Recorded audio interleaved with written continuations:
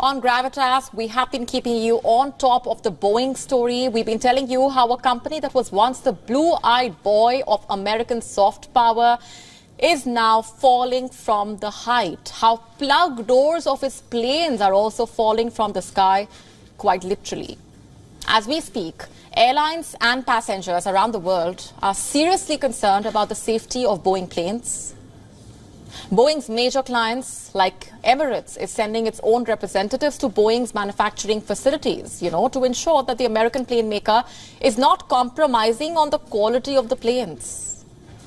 And amid all of this, a former employee of Boeing who was telling the world about the gaps in Boeing's manufacturing facilities has now been found dead. This former Boeing employee's name is John Barnett. He was 63 years old. Barnett was found dead in South Carolina. His body was found in his truck in a hotel car park. The police say Barnett died from a self-inflicted wound. The details have not been made public, but what we do know is just days before his death, Barnett had given evidence against Boeing. Barnett retired from Boeing in the year 2017 on health grounds. Over 3 decades of his life were spent working for the Boeing company. Why did Boeing's former employee turn against the company? Some 2 years after Barnett retired, there were 2 back-to-back Boeing 737 MAX crashes. All passengers on board the Lion Air and the Ethiopian Airlines flights died. Questions started emerging about Boeing's safety, and that is when Barnett started sharing information that he was privy to. The whistleblower said that between 2010 and 17, he was working as a quality manager at a facility making the Boeing 787 Dreamliner.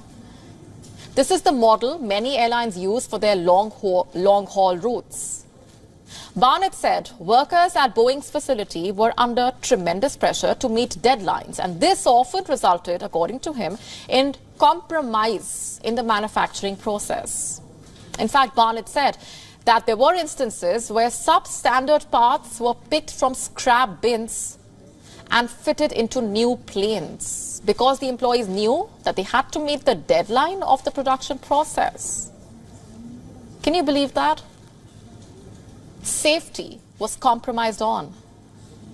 It wasn't just the substandard parts. Barnett also claimed that the oxygen masks on board Boeing's Dreamliners were not up to the mark. He said the emergency oxygen system had a failure rate of 25%, meaning if the cabin is depressurized or if during an emergency the situation demands that oxygen masks be dropped, 1 in 4 masks may not work. 1 in 4. In other words, a quarter of the passengers will be left gasping for breath. Barnett had come to this conclusion after running a safety test on the Dreamliner's emergency oxygen system. What did he do then? Barnett claimed that he informed the managers, but his superiors decided to do nothing, he says.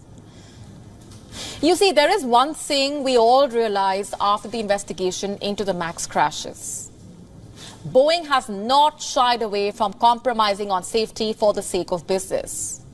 It is guilty of prioritizing profits over passengers and people's lives. Why else will you rush through the pilot training of a new plane? Why else will you hide critical life and death information from pilots? Because it allows you to sell the MAX as a model requiring minimum onboarding cost. And we know how that story ends. In light of the MAX crashes, Barnett's claims do not sound unbelievable.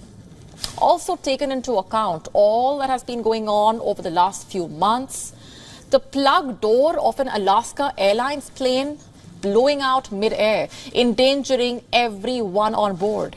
And then you have the more recent instance of a tire falling off mid-air from a United Airlines plane.